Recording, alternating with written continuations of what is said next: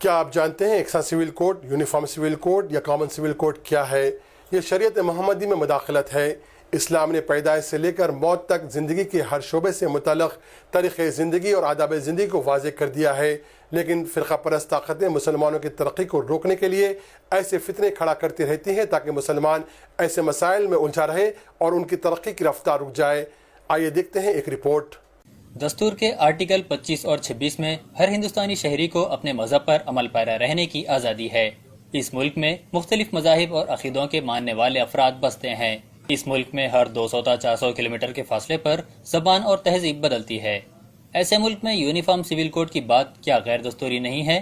لیکن مرکزی حکومت نے ایک مکتوب لا کمیشن کو لکھتے ہوئے یونیفارم سول کوڈ کے نفاذ سے متعلق رپورٹ پیش کرنے کی ہدایت دی ہے۔ بی جے پی کے انتخابی منشور میں بھی یہ بات واضح کی گئی کہ اقتدار میں آنے کی صورت میں یونیفارم سول کوڈ نافذ کیا جائے گا۔ اپنے اس عزم کو تقویت دینے کے لیے حالیہ دنوں میں مرکزی حکومت نے سپریم کورٹ میں مسلمانوں کے خلاف حلف نامہ داخل کیا ہے۔ ہندوستانی دستور کے آرٹیکل 343 میں ہندی کو سرکاری زبان قرار دیا گیا ہے، لیکن اس ملک کی آزادی کے تقریباً 70 سال بعد بھی آج تک یہ زبان چند علاقوں میں ہی بولی جاتی ہے، اور تو اور سرکاری کام کاج میں بھی انگریزی زبان کا ہی چلن عام ہے۔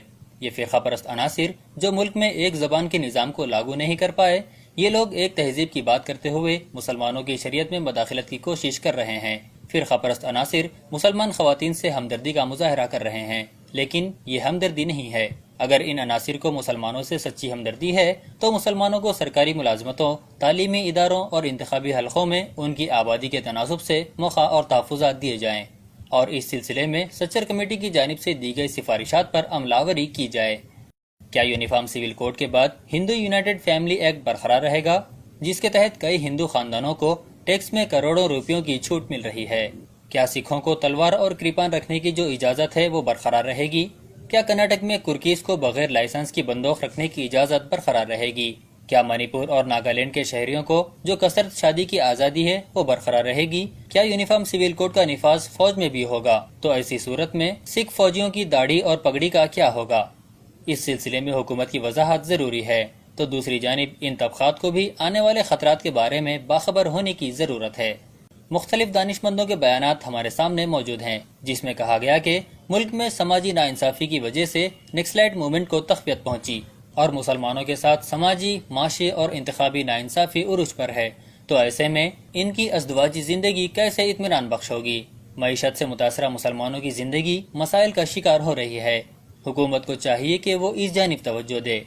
یکساں سول کوڈ ان مسائل کا حل نہیں ہے، بلکہ یکساں مواقع موجودہ حالات کا تقاضا ہے۔ اپنی شریعت کے تحفظ اور اپنے حقوق کو حاصل کرنے کے لیے مسلمانوں کو متحد ہو کر دیگر اپنائے وطن کو ساتھ لیتے ہوئے جد و جہد کرنا ہوگا۔ اس سلسلے میں ہیومن رائٹس پروٹیکشن فورم کی جانب سے یونیفارم سول کوڈ کی مخالفت کرتے ہوئے دستخطی مہم شروع کی گئی ہے، تاکہ عوام کو فرقہ پرستوں کے عزائم سے واقف کروایا جائے اور صدر جمہوریہ ہند کو دستخطوں پر مشتمل رجسٹرز پیش کیے جائیں۔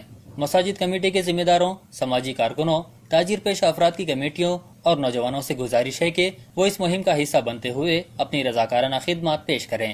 دستخطی رجسٹرز حاصل کرنے کے لیے سیل نمبر 9346525254 پر رابطہ پیدا کریں۔ نہ سمجھو گے تو مٹ جاؤ گے اے مسلمانوں، نہ سمجھو گے تو مٹ جاؤ گے اے مسلمانوں، تمہاری داستان تک نہ رہے گی داستانوں میں۔ آپ سب سے گزارش کی جاتی ہے کہ اس ویڈیو کو زیادہ سے زیادہ شیئر کریں تاکہ نوجوانوں کو معلوم ہو سکے کہ شریعت محمدی میں کس طرح کی مداخلت کرنے کی کوشش کی جا رہی ہے۔